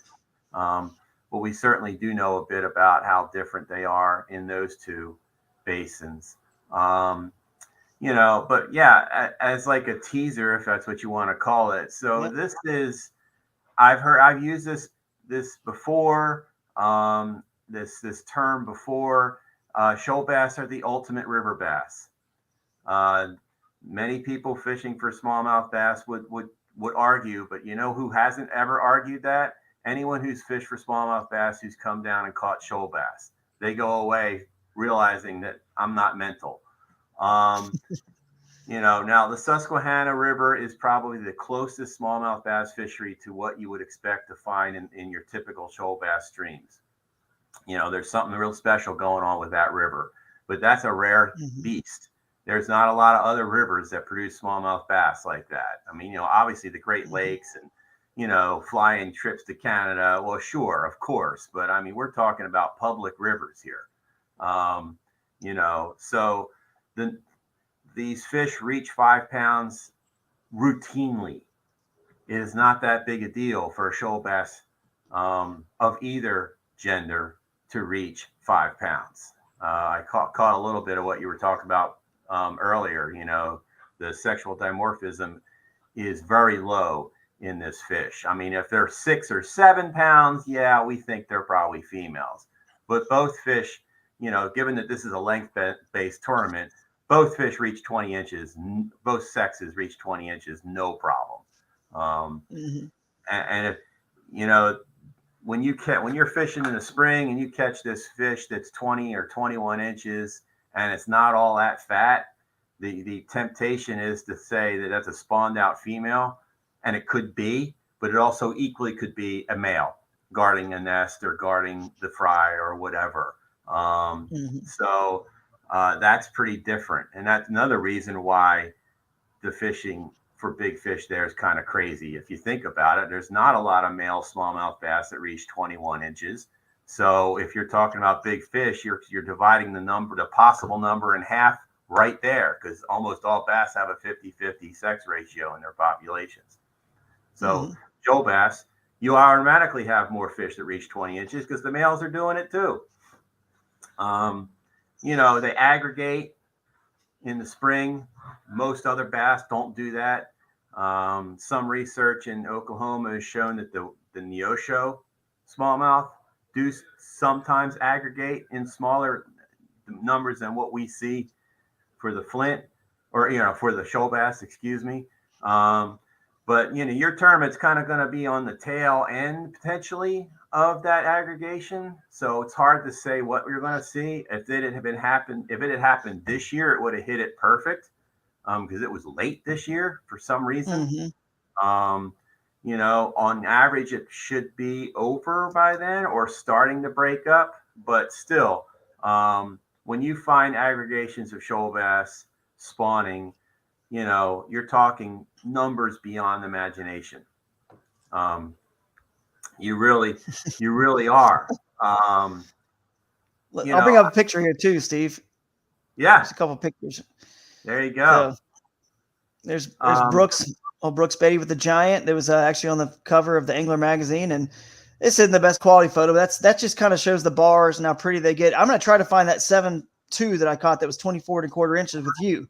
Yeah. So I'm gonna try to find a picture of that and pull it up too. But they are just one of the most beautiful fish, and that's the time of year they get the most brilliant with their colors and their bars as well. And they will, maybe touch on, just tell people how cool this fish is in terms of how far they will travel to spawn, to go find the right spawning grounds. They will move. Just touch on that while I look for another photo of a cool. Yeah. So I guess one of the things, and we'll probably talk about this in May a bit more, but I guess it's important. Context is important when you're fishing. It should be anyway. So those anglers who choose to fish the Flint River, the area around Thomaston, you happen to be fishing a very rare river in the United States. There's about 250, 270 miles of river before you hit the first dam. That makes it one of only 40 rivers in the entire country that have that extent of undammed river. And so this is a river that in many ways still functions the way it used to. It's not divided up by a bunch of dams or lock and dams or even weirs or anything like that. No channelization, none of that stuff. That's rare these days. And it's rare. It is. It is. And I'm sure a lot of these folks who travel and do these tournaments on all kinds of different rivers and you know, lakes and systems probably have noticed that, right? You know, there's a lot of alterations in our rivers, no matter what part of the country you're in. I mean, up north, northeast, my God, we were altering rivers in the Northeast prior to the Civil War. I mean, you know, it's been a long time. So when you're fishing the Flint River, you're fishing a rare beast, if you will. And this gives us a window into the past, into the way shoal bass used to operate across their entire range, and now only really do this in the Flint because they can't anywhere else. And that is, they make these incredible migrations to go spawn. We documented fish moving as much as 160 miles to move into a spawning area. And this is more of a situation like you would think of salmon or some trouts. Certainly suckers, large river suckers do this. They're not like running up to the first shoal and saying, we're good. You know, they go over some of these shoals. If you're fishing yellow jacket shoals during this tournament, and many of you probably will be, okay, that is a massive shoal. If you've never seen it, you won't forget it after you see it. it's more than a mile long. The entire river drops 40 feet in that mile. It's hard to judge distances, but it's got to be a half a mile wide in places. This is a massive shoal. This is one of those shoals that, like, if you don't know what you're doing, then you shouldn't be there because it can really wreck you. It can ruin your day. Well, this is a bass. This is not a trout. This is not a salmon. Those bass don't stop there. They go right through that thing and keep swimming. We found over it. Went right over that shoal and swam another 50 miles upstream before they found what they were looking for. This is a weird animal for a bass. We don't see this. You know, bass do commonly migrate a bit during the spawning season. But you're talking dozens of miles. You're not talking hundreds. You're not also talking about bass navigating through these giant shoals and not stopping there. And to get the yellow jacket shoals, some of these fish have already swam over 2 or 3 other massive shoals that are downstream of there. And they seem to do it rather incredibly fast. Now, that's something we haven't had a chance yet to really examine. But, you know, when we were doing that initial work down there in 08, 09, and 10, we were tagging fish for people to call in when they caught them. And we had fish that we tagged 50, 60 miles downstream that in 2 weeks were caught, you know, 50 or 60 miles upstream, I guess I should say, which just points that when they go, they really go. They're not lollygagging, you know, and that's that. I mean, again, if you're talking about fish as a whole, that's not that uncommon. When fish are migrating to spawn, they're really getting after it. But you don't think that bass do that. No. Bass seem to be our thought process of bass used to be that they're a relatively sedentary animal that doesn't, you know, that might migrate, but probably takes its time to migrate. And it doesn't look like that's the case with these fish. Yeah. And a few more pictures here. And so they're a really interesting animal. They really are. And if they're lucky enough if the anglers are lucky enough to hit the situation like they would have this year, that, you know, they're still in the spawning areas, they're still aggregated up. It would be rare, if not an impossible scenario outside of a fly-in trip to Canada to have the catch rates of the size fish that you can have. I have a couple friends who really know where these fish aggregate, have found the spot within the spot, you know, and are experiencing catches of 50 to 80 fish in an afternoon that average like 3 pounds. Now, I'm sorry, but that's a pretty hard thing to find in almost any other public water fishery. Okay, this is not Manitoba. This isn't Saskatchewan where 6 people fish it a year. It's the public river, you know. And so the fishing in that case is absurd. It's like you're fishing a Canadian Shield lake or an unfished farm pond, you know, in the spring. And so they really do offer some really interesting opportunities to fish for them in terms of numbers and size both.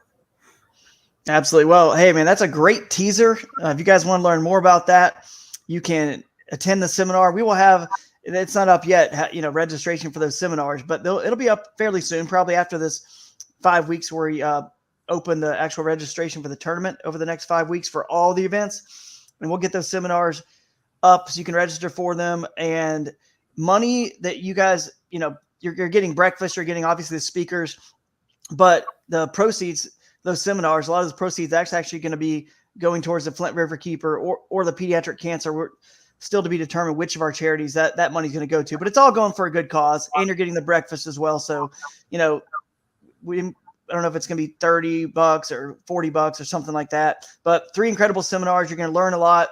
Obviously you guys got a teaser here. You know that Dr. Sammons knows what he's talking about. And man, I am excited to see you there, buddy. It's always fun. I should be at Shoaliepalooza School. I think I'm trying to finagle that in my schedule so we can speak there again this year. And we've already told everybody here listening and watching that that's a good event to go to right there in Macon, not too far away this year. And they're taking a little page from our book, the Kayak Adventure Series book. Did you know Shoaliepalooza School has moved from the restaurant and brewery that they're always at? I can't remember if it was what it was exactly, but it was like a restaurant. And now they're going to a theater. They're using the theater in Macon this year because we outgrew that space. And Henry was joking with me the other day. He said, yeah, we thought about, well, that makes sense. Drew's kind of working with these theaters. So now we got a giant screen to put our pictures and videos up. So you guys go check out Shoaliepalooza School again at FlintRiverKeepers.org, I believe, FlintRiverKeeper.org, and sign up for that. We'll see you there. But Steve, man, I can't thank you enough for joining us and just giving us a little taste. And we'll see you at Shoaliepalooza School and at Shoaliepalooza, bud. Always look forward to it. Thanks, man. See ya. Thank you. All right. So speaking of theaters, and you know, we're going to be at the Ritz Theater in Thomaston, Georgia, and we're going to bring on the man from Thomaston, Georgia now, Mr. Taylor Smith, the Director of Economic Development over there. What's up, Taylor? Hey guys, how y'all doing this morning? Well, it's afternoon now. Yeah, I guess so. We're doing good, man. We're doing real good. So everyone here is just excited about Shoaliepalooza, and we've had a great show, brought on tons of guests to talk about it, but we wanted to have you on for sure to just tell us a little bit about, you know, the town and get into a little bit about the festival that you guys we're all making this one big joint, Shoaliepalooza. Yeah. Yeah, absolutely. So Thomaston, Georgia, I'm sure you've talked a little bit about it this morning. So we're about an hour south of the airport in Atlanta. 45 minutes from Macon, about an hour from Columbus and the Chattahoochee, about an hour from LaGrange and West Point. But we are blessed to have the Flint River running straight through Upson County, beautiful Squirrel Bluff right there on the Flint. I was blessed to grow up just about 4 or 5 miles from the Flint, so spent many, many summers on that river floating. We did a lot of catfishing. My dad enjoyed trout lining, so we would go down to South Georgia on the Flint and Radium Springs down there, and man, we would pop them with some trout lines. But beautiful country down here, incredible people. Super excited to host Shoaliepalooza in downtown Thomaston and in Upson County. So, you know, when you approached us about this, you know, it kind of just my city manager is like, absolutely, we would love to have this. Would love to host you guys and bring this and make this part of our community. So I guess the way we're going to structure it Friday, we'll kick everything off, and then we'll potentially maybe do something at the Ritz, maybe a concert. We'll keep some yeah, I'm pushing for that.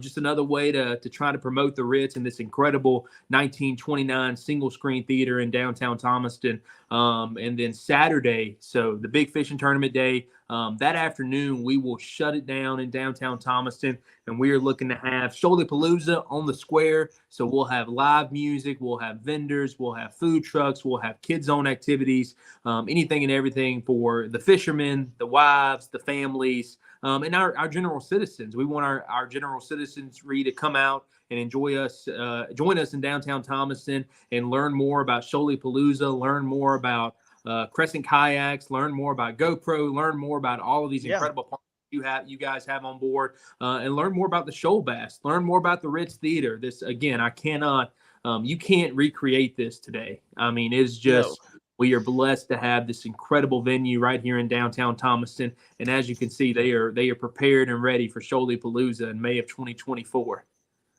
Yeah, it's going to be awesome. That theater was so cool to be in. I mean, I know I posted this on social media, but I'll say it again. I really got chills. Just being in that theater and seeing the size of that screen and knowing that the GoPro footage, we recommend GoPro. It doesn't matter if you film with anything else, but obviously GoPro being the headline sponsor, we highly recommend using their products. But with how clear and good that footage always is, to be on that giant screen and a chance for the anglers to be on just a real stage, it's exciting. And I got chills, man, being in there and seeing it seats, almost 500 people, knowing that it's going to just be packed out by the anglers and their friends and family and the community. They're going to pop in there to see what's going on. But I mean, just the lighting and the, being able to do the fog and the or smoke machines, whatever, just all the special effects and have those photos. Yes, exactly. That's just so cool, man. We had HGTV here back in 2022, and we held our premiere of our HGTV hometown Kickstarter episode at the Ritz. And I mean, it was just a very, very cool experience to be on that stage, to be in that spotlight. So I know that it'll be an incredible experience for your anglers to be up there and to recognize them for all their hard work and all their effort they put into this, all the traveling, all the time, all that goes into being a part of these competitions. Yeah, absolutely. When I was there doing the visit, it wasn't long ago, a couple weeks ago. Now we got the tour of the whole city, and I was blown away because as an angler, I've always driven through that town.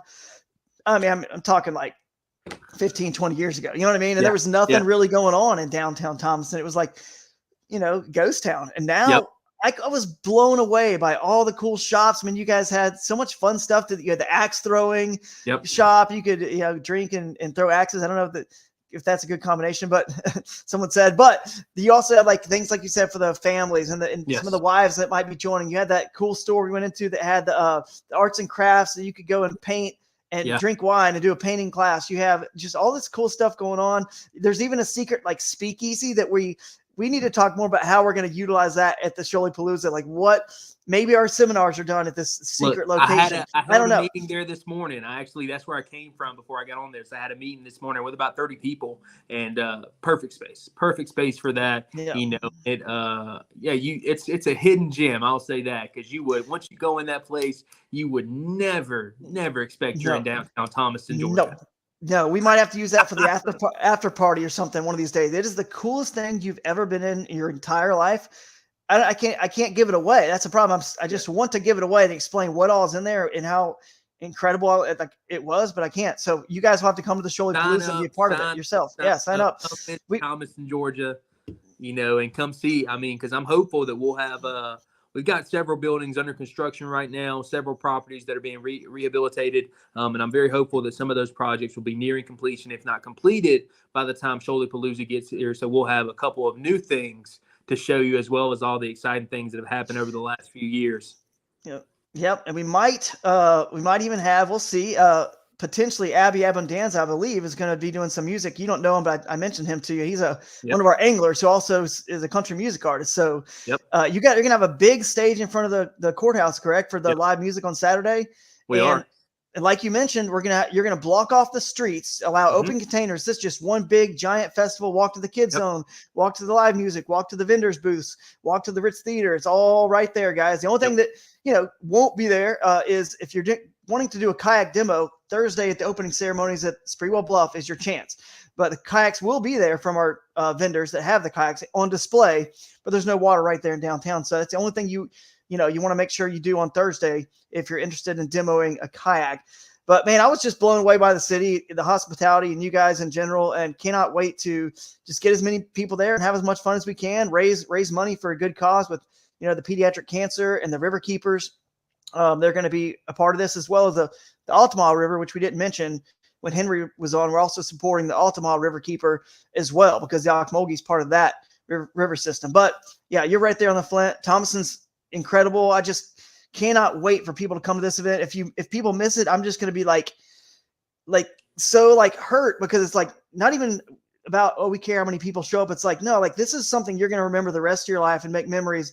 It's just so unique. And, who knows how often we're going to be able to do this. You guys may be doing something like this every year that goes on, but the Kayak Adventure Series event may not be a part of it. Hopefully some of those local Georgia clubs, kayak fishing clubs, can continue to take it over, be a part of that with you guys. Because we're always trying to go to new places, but I'm not saying we can never make an exception. If this was so incredible and people loved it, and we couldn't make some exception for a place like this, because hey, look, the Masters is at the same course every year, right?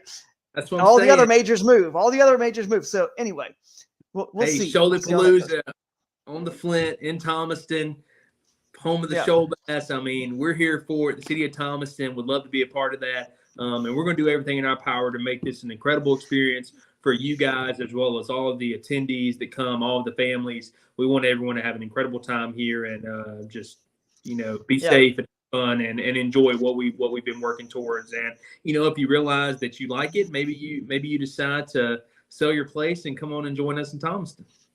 Dude, my wife and I were like, dude, we want to move there. It was so cool, like being there. I mean, I already know the fishing is good. But anyway, it's incredible. But I have a feeling that's the way every one of these Kayak Adventure Series locations is going to be, because I've been to them, and I honestly feel that way about everyone. I feel like people will go there, visit. We already love to fish, and that's going to pull us. But trust me, you guys are going to love seeing the town and the family part of this whole thing as well. But last thing I want to touch on was, let's talk about lodging a little bit. There's a lot of campgrounds, a lot of, Airbnbs, but not a ton of Airbnbs compared to other places we're going. So we want to let you guys be aware. There's some hotels, the ones you might want to recommend, but you guys might want to get on the lodging, because I'll tell you a little, something that happened to me the other day. I forget who I was talking to. I can't remember. Someone was telling me they were going to book a campsite at Spreewell Bluff, and they waited a day, and then they called back and there was none available. Like, all the campsites are already booked at Spreewell Bluff Park for this event. And I don't know about the cabins, but campsites are booked, and there's only like 6 or 8 cabins. So there's not many. So if you're going to stay there, I would get on it today. What do you think about lodging? Have any recommendations on that? It's on the website, by the way. All this is on the website as well, guys. Yeah. So, as far as the motels in the community, the ones I could recommend, you've got the Days Inn, the Quality Inn. I'm working my downtown hotel project. So hopefully, next time you guys come, that'll be built and you can stay at the Marriott in downtown Thomaston. But for now, we got the Days Inn, the Quality Inn. There's a new owner of the Econo Lodge in town. So there's about 40 beds there. You've got a couple of campgrounds in the community that you could potentially bring a camper and stay at. There's one out on 74 going towards Yatesville called the Heart of Georgia Campground. You've got the Flint River Outdoor Center, which is right there on 36 going towards Columbus, going into Talbot County. You probably have pulled your boat out right there before, because I know I have. And they've got campsites there. There's a campground over in Woodbury called Lake Meriwether. You've got a couple other hotels, Forsyth, Griffin, Warm Springs. There's a nice hotel on the mountain over in Warm Springs. So there's some options, especially if you're fishing the Flint, and Warm Springs to the Flint, 20 minutes. So it's not super far out of the way. But if you can find a place in Thomaston, we definitely would love to have you in Thomaston, because all the action is going to be here. All the fun stuff's going to be happening here. There are some Airbnbs, so get on Airbnb, get on VRBO, check out to see what's there available in the community. Because there are some options out there, but as you said, as soon as people find them, they're getting them snatched up. So the sooner the better. And this is the part of the website I'm showing now that as the recommended lodging, the recommended fishing and kayak retailers kind of in the area or on your way, and the recommended restaurants and bars. And then the recommended non-fishing activities, with Spearwell Bluff Park, with hiking, biking, and kayaking. You got FDR State Park, which is a little White House for Franklin Roosevelt. And you've got Warm Springs there as well. Of course, that's pretty cool. Callaway Gardens, Skydive Atlanta right there at the Thomaston Airport. You guys can go skydive while you're there. Or the Wild Animal Safari, a Chumpkey Creek covered bridge. So there's more stuff than that, but this is just stuff that we're kind of like leading people to go check out for the event as well. So and I hope on Saturday we can set up something with one of our downtown businesses to lead the wives and the kids out on a hike at Sparrow Bluff so they can really experience that. Yes. It's incredible. You get out there and you feel like you're in the North Georgia mountains and you're right here in the heart of Central Georgia. So highly going out, checking out Sparrow Bluff and getting away from the river and checking out the highlands that kind of lead down to the river. Yep, they're definitely going to do that. My wife's in on that for sure. There was that shop in town, Red Dirt Vagabond. Exactly, the Red Dirt Vagabond. We're going to get them to be a part of that and lead that trip. So the kids, friends, family, wives, spouses, whatever. A lot of girls are going to fish this event, so maybe their spouse doesn't. So maybe he goes takes the kids on the hike. But either way, you guys got something to do. That designated event right there on that Saturday until that festival starts. Which this is the only one, Taylor, that's probably going to start a little bit later. The festival won't even start till 4. Most anglers won't get back until at least 4 anyway, because lines out is at 3. But because we want that festival to go into the night and it's for the whole city and county as well, we're going to start that at 4, which is fine. Gives us plenty of time. We might obviously have our stuff set up earlier than that so people can get back and check out our vendors, tents and things like that. But the streets aren't getting blocked off probably until 4 and all that. Or is it? Oh, at 2. Okay. So they're going to close at 2. So people can still come back. And then the event will actually start at 4. So that first hour, we'll probably do some house music playing. And then that from 5 until about 9:30, 10 o'clock, we'll have live music. And we'll take a break with the live music during the award ceremony because we want to funnel as many people into the Ritz so that way they can support, again, these anglers and all the hard work and effort they put into this competition. So we'll we'll play house music and push people to the Ritz. And then after it's done, come on back out. We'll throw some live music out there and enjoy all the festivities. Yeah, exactly. And then after it kind of dies down, that's when we might have to get that speakeasy involved again, where the Kayak Adventure Series anglers get a chance to go rooftop. Places we could go. Yeah, exactly. Well, man, we appreciate your time and everything you've done to make this happen. And James Derbecker said from Crescent early on, he was like, I was 8 months ago just sitting here telling him something around the table. I'm like, here's what I'm going to do. It's going to be really cool. And the kayak fishing, I miss these kind of like just get together, hangouts, and how can we combine that with a tournament, but still high enough in tournament where it'll, someone's going to still win a lot of money. There's a lot of, it's still worth coming for the competitive side of it too, but you can only guarantee a good time and the fun and the party. You can never guarantee you're going to catch and land those big bass. It's just the way it goes. That's tournament fishing. So it's a cool little concept, and hopefully it catches on and people show up and have a good time. And we'll be starting it off right there in Thomaston, man, at Shoaliepalooza. So thank you again. We'll catch you there in May. Absolutely. Well, I'm excited to host you guys. And like I said, anyone and everyone, come on and join us in downtown Thomaston, Georgia. Join us for Shoaliepalooza. All right, buddy. We'll see you. Thanks, guys. I'll be good. All right, bye. All right, Drew. So that's the 3rd and 4th of May, and tournament week, is April 28th through May 5th. It's going to be here before we know it. Yeah. Yeah, exactly. And tournament week, guys, basically that just means that's obviously the week of the tournament, but the way the rules are written, and again, this isn't a rules live stream, so we're not going to go over all of them because you can go check it out for yourself at kayakadventureseries.com. But the way it works is again, if you go to the Thomaston page, the Shoaliepalooza page, you'll learn more about this. We have a detailed itinerary hour by hour, but the way it works is you can pre-fish 4 days within a 2-week window. So if you look over here, I'm going to look at the website to tell you right now, you can start your pre-fishing 4 days on April 18th. So starting April 18th, which of course before April 18th, you could have fished a week straight before then. But starting April 18th, you can only fish 4 days total up until May 2nd. That's it. But you get to pick which 4 days. So even though tournament week is that week, you still and we did that so that you guys that have live close enough, 2, 3, 4 hours away just to make a weekend trip, you can kind of go. You don't have to take off work. Just take off on Friday after work, head over to Thomaston, Georgia, get one of those hotels he's talking about, explore the area, fish for a couple days without burning vacation, and then could do it again the next weekend. So 2 days and 2 days, and that's your 4, and then just show up on Thursday for the opening ceremonies. And it actually lets you take less vacation time off of work, just that one Friday.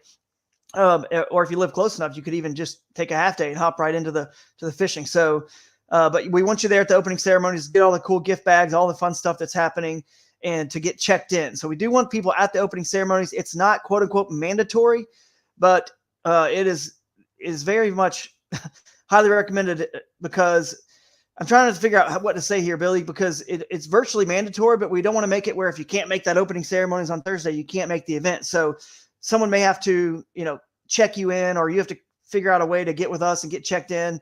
We'll figure that out later. That's not really for this podcast, but the point is we want you at the opening ceremonies, the fun, the festivities, and of course to be there on Thursday so you can enjoy the seminars on Friday, and then of course get into the afternoon session of 4-hour window, 3 to 7, and then all day Saturday, and then Sunday the side pot tournament's going on. But the last thing I will mention about Sunday that's going to happen, and this will get posted on that website at some point, as well as we'll find out which ACA certified instructors, American Canoe Association, that have the fishing endorsement. So the fishing instructors, we all have been trained, myself, Jeff Little, there's a lot, Dustin Hoy, you got Wade from Yak Attack. I'm trying to think who else was you got Russ Snyder's. I believe he's going to be at this event or several of the Kayak Adventure Series.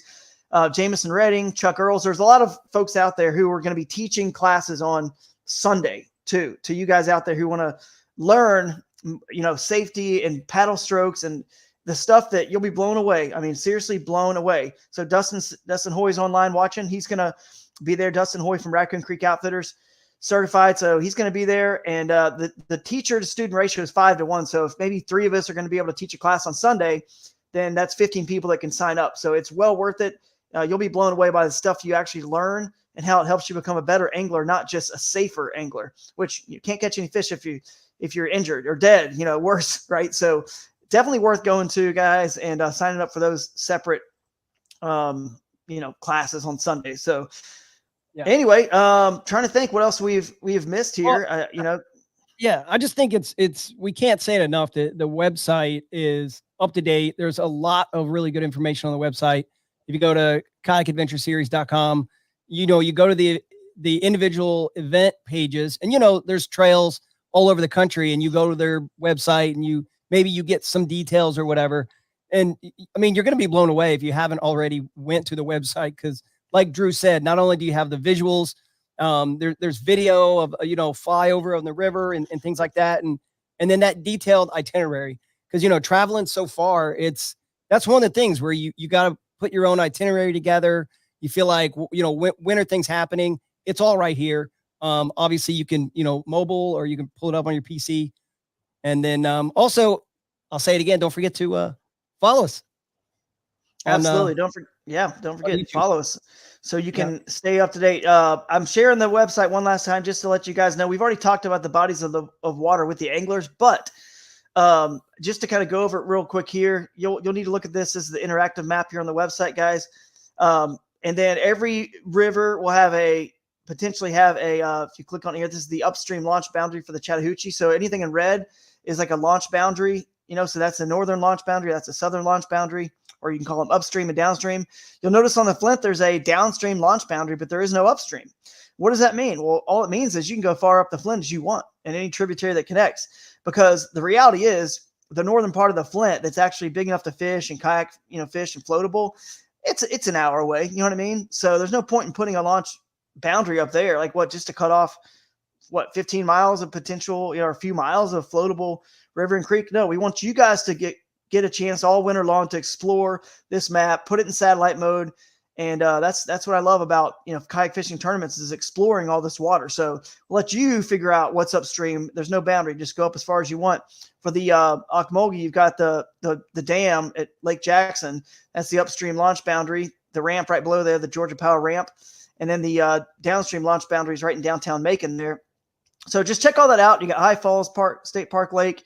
You got Lake Juliet here. You can see how much bigger Juliet is.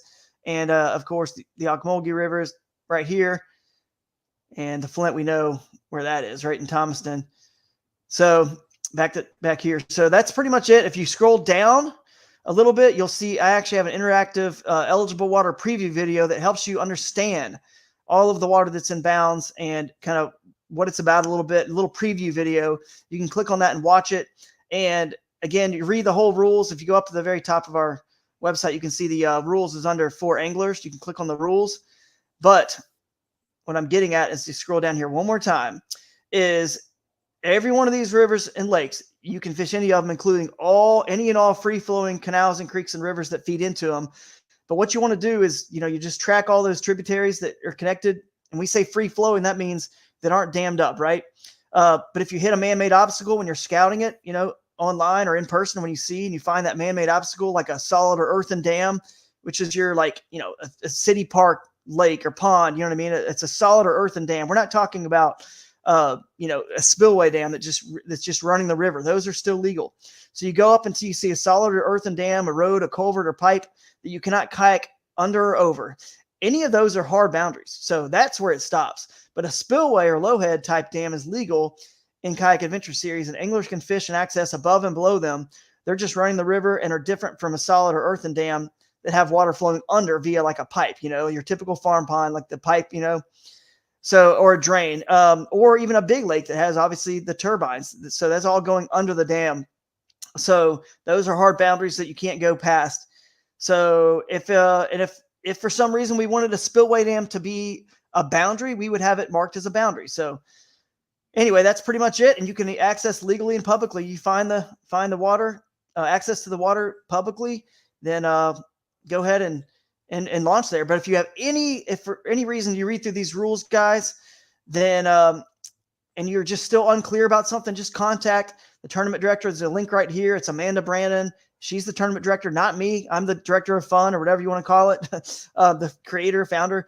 But contact Amanda Brandon. She can help out with that, and we can clarify if it's somewhere that's, that we feel like is not legal or is legal. If you just want to be sure, so we don't want to have to DQ somebody after the fact. It's much better to talk to us, and we're of course not going to share the information with anybody else. The last thing I will click on is the official far wide flow chart.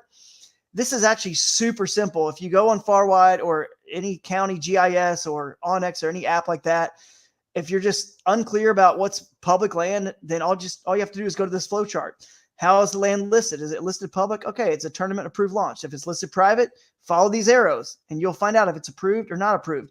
If for some reason you go through all these steps and you're still confused, simply contact the tournament director and she will help you out. But it's pretty spelled out, pretty clear there. It's very easy. And that keeps us all in the same standard, So that's about it. And that was just a little bit. I think that was some tease of what's to come, because there will be a full live stream show where we go over, more a lot of this. Yeah. The rules and the stuff like that. Yeah. That apply to all of the events. So I don't know if there's any comments we need to answer over there. But other than that, I think, I don't know if you saw, I haven't had a chance to read any comments, but I'm excited about it.